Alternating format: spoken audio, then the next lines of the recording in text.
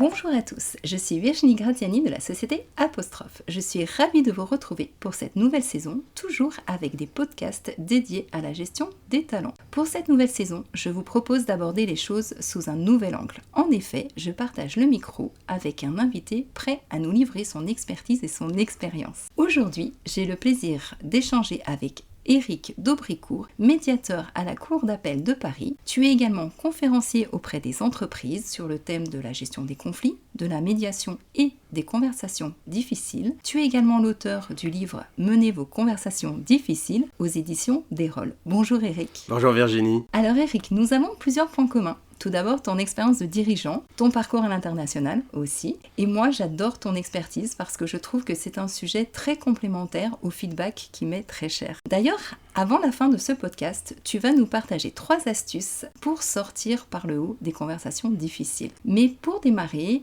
j'aimerais tout d'abord que tu nous présentes ton parcours en quelques mots. Ok, merci Virginie. Moi, je suis ravi d'être là avec toi. Alors, mon parcours, il démarre comme un parcours d'entrepreneur. J'ai monté des entreprises au Venezuela, à Caracas, puis à Miami, dans l'univers des vins. Et puis, en 2012, je suis revenu en France et je me suis reconverti à la médiation. Donc, j'ai passé mon diplôme de médiateur. Je suis devenu médiateur en 2019. J'ai monté mon cabinet de médiation qui s'appelle VD Médiation, spécialisé dans les conflits entre et en entreprise. Et là, j'interviens auprès de la Cour d'appel de Paris, de Versailles et de Lyon. Paris et Versailles en droit commercial et Lyon en droit social.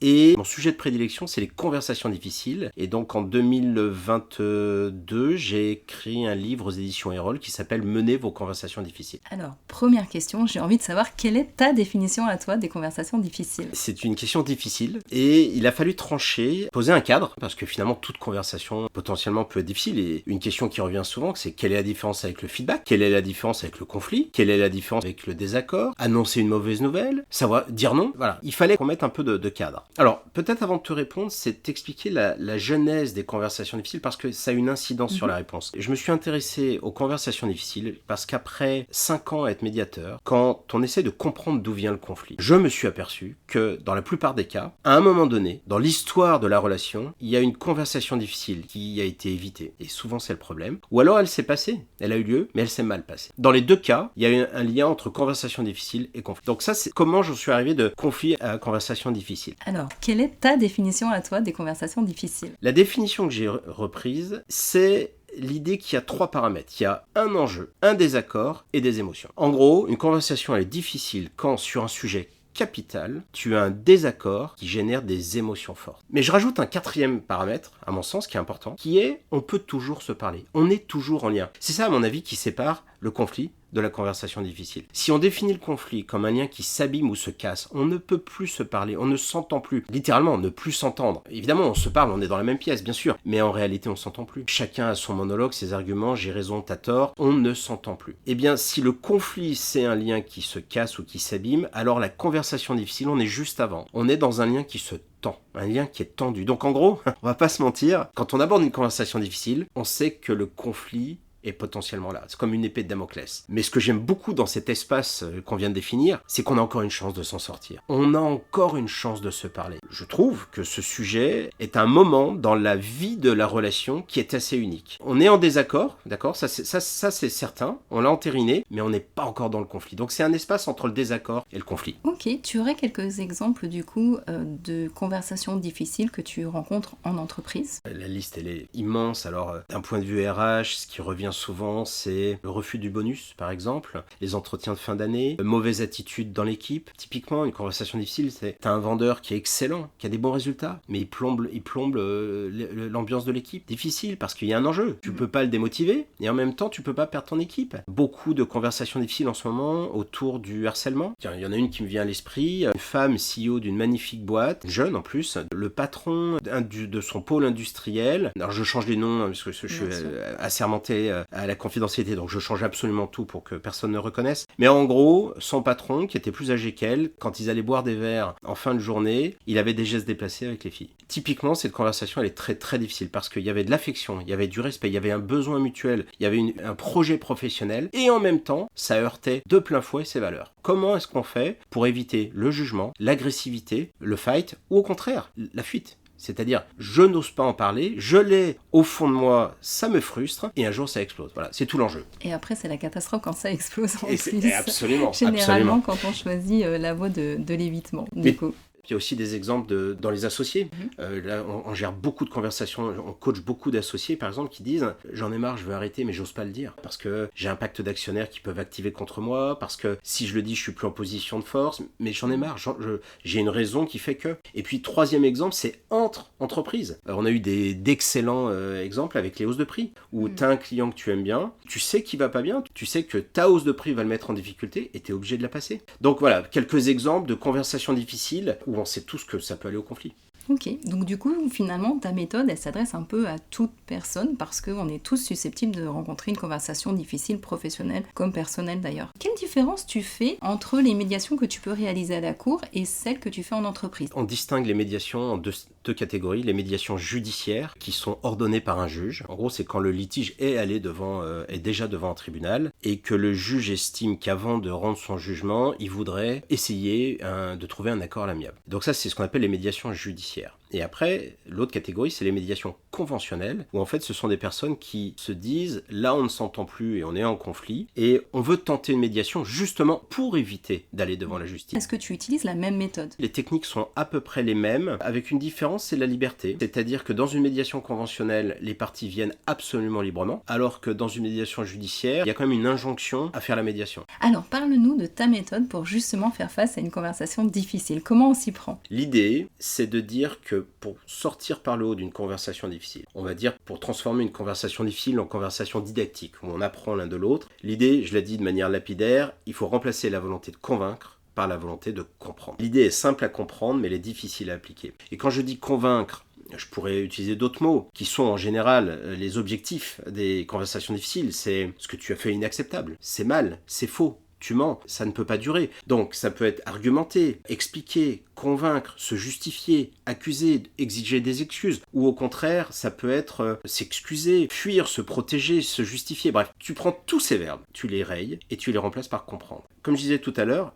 l'idée elle est simple à comprendre. Maintenant, on a tous eu des conversations difficiles. Quand t'es dedans, même moi qui ai écrit un livre dessus, qui en est fait un peu ma doctrine personnelle, quand je suis en tension et quand je suis impliqué dans des conflits, je dois me l'écrire sur un post-it. Eric, là t'es plus en capacité de comprendre. Là t'as envie de faire mal, ou t'as peur d'avoir mal. Là t'as envie de juger. Même parfois je me dis, non mais là, attends, là ton bouquin tu le mets de côté, on est quand même dans le cas où l'autre a tort. Mais non, en fait, sincèrement je pense qu'on n'est jamais, en tout cas ça fait 5 ans que je fais ce métier, que ce soit du coaching en conversation difficile ou de la médiation, et je n'ai pas encore trouvé un cas où une personne a tous les torts. Ok, c'est intéressant. Alors du coup, quels sont les sujets où tu es le plus sollicité du côté entreprise? Pour la partie médiation, il y a un conflit très clair. Dans les conversations difficiles, on est sollicité pour des conférences, des formations et du coaching. C'est-à-dire, on aide des personnes à préparer des conversations difficiles. Donc, on reprend les grandes catégories. On est sollicité à l'intérieur de l'entreprise sur des sujets de gestion d'équipe, beaucoup de problèmes de management. Je m'entends pas avec moins N+1 ou moins N+2. Il y a un sujet qui revient de plus en plus, c'est l'arrêt maladie. L'arrêt maladie qui finalement représente d'une certaine manière une forme de rupture du lien. On peut plus se parler, ne serait-ce que légalement. Voilà, tout ce qui tourne autour du harcèlement, on en a parlé. Beaucoup de sujets, de plus en plus autour de la sécurité psychologique. D'ailleurs, il y a un lien, hein. Plus on se sent capable d'avoir des conversations difficiles, plus on se sent en sécurité. Si, quand autrui devient difficile ou pénible ou qui me pose problème, je n'ose pas lui dire, alors potentiellement, autrui est un problème en permanence. Je suis jamais libre. Et donc, du coup, quelque part, ce sujet des conversations difficiles, il crée de la sécurité pour soi et aussi pour l'autre. Donc, tout secteur d'activité, toute typologie d'entreprise, finalement, peuvent être touchés et te solliciter. Oui, absolument. On a les conflits d'associés, les conversations difficiles liées à l'association, de levée de fonds dans les startups, qui veut rester, qui veut sortir, quelle est la place de chacun, comment on gère la relation avec le fonds, des fusions-acquisitions, des rachats d'entreprises, des gestions de filiales à l'étranger aussi, la distance qui joue un rôle, des héritages, notamment de par mon passé dans le vin, on fait beaucoup de médiations et de conversations difficiles autour des reprises d'exploitation et des ventes d'exploitation.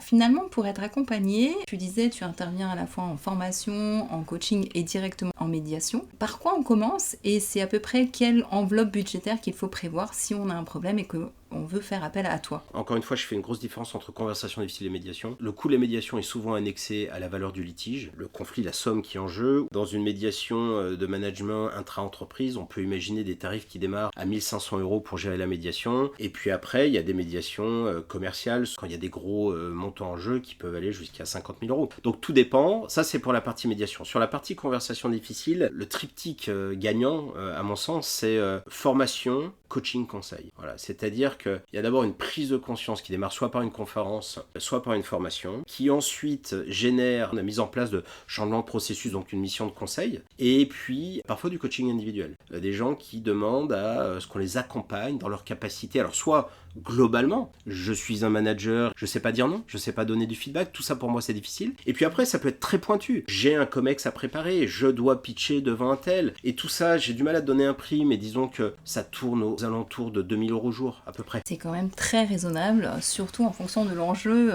du conflit et de l'objectif à atteindre pour éviter d'arriver jusqu'au conflit comme tu le disais. Oui, tu as raison, parce que quelque chose qu'on sous-estime, c'est le coût du conflit. Moi je suis un entrepreneur, j'ai toujours mon ADN d'entrepreneur, j'ai créé plusieurs entreprises, j'aime les gens qui ont des projets. Et pour moi, ça a beaucoup de valeur. L'énergie qu'il faut pour créer un projet, pour passer de 0 à 1. Tu sais, cette énergie du créateur, que ce soit l'entreprise, l'association, un parti politique, un orchestre, je m'en fiche, dès qu'il y a un projet collectif, eh bien, je trouve que c'est du gâchis. C'est une mauvaise raison que les projets périclitent. En fait, le message, c'est possible de sortir, tu sais, les grandes phrases un peu clichés, tout ce qui ne te tue pas rend plus fort, derrière il y a un conflit, il y a des opportunités. Ouais, en fait, elles sont vraies, mais on n'en peut plus de ces phrases-là. Néanmoins, mon entreprise s'appelle Possibilis. Enfin, c'est celle qui s'occupe de la formation du learning, l'autre s'appelle VD Médiation. Et sur Possibilis, je l'ai appelé Possibilis parce que, au fond de moi, je pense que c'est toujours possible de résoudre une crise et de la transformer en opportunité. Mais par contre, je rajoute que c'est jamais systématique. Et surtout, est-ce qu'on va s'en donner la possibilité ? Voilà, le coût du conflit, il y a le coût juridique, il y a la perte de valeur, il y a le coût humain, il y a le coût psychologique qu'on sous-estime tout le temps. Une conversation difficile ou un conflit, ça peut te pourrir la vie. C'est ça, ça peut te pourrir plusieurs jours, plusieurs mois, plusieurs années. Mais complètement. Donc oui, moi je crois que le coût il est énorme.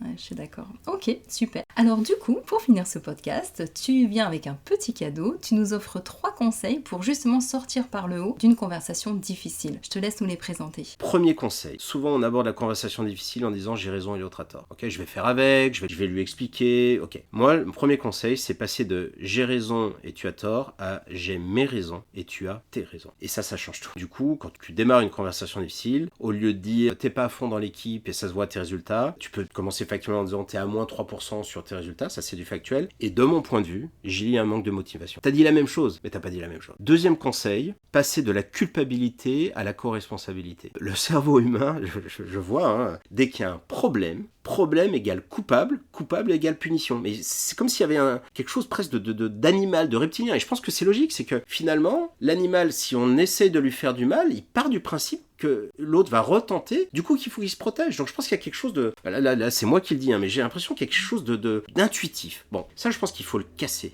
Souvent dans le conflit, d'ailleurs, c'est une des caractéristiques du conflit, on confond la personne et le problème. L'autre devient le problème. C'est pas que dans notre couple on a arrêté de s'aimer et qu'on voulait plus la même chose, c'est que tu es un pervers narcissique, c'est que tu n'écoutes pas, c'est que tu es une mauvaise personne. Bref, donc ça c'est le deuxième, passer de la culpabilité à la co-responsabilité. Et le troisième, un peu plus compliqué, c'est de dire séparer l'intention de l'impact. Là c'est pareil, ce qu'on note dans les conversations difficiles, c'est dès qu'il y a eu un problème ou un impact, quelque chose qui m'a fait du mal, on part du principe que l'autre l'a fait exprès. Tu sais, c'est les 3 M, malveillant, mensonge et mauvaise foi. Et là on va très vite, du style, dans la réunion, tu m'as pas laissé parler. En fait, on devait faire la présentation à 50%, et en gros j'ai parlé 2 minutes. Donc il y a impact, d'accord ?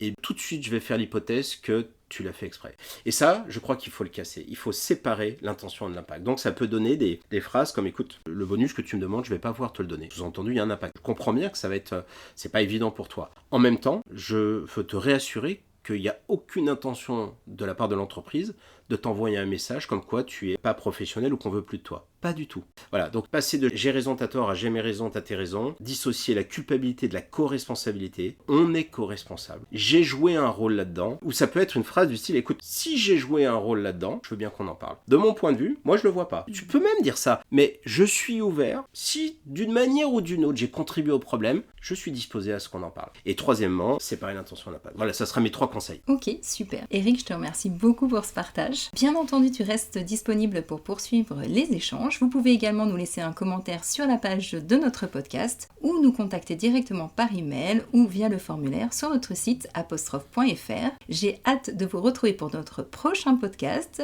En attendant, retrouvez toutes nos ressources sur le site apostrophe.fr, onglet ressources. Et je vous dis à bientôt. Merci Eric, au revoir. Merci Virginie, à bientôt.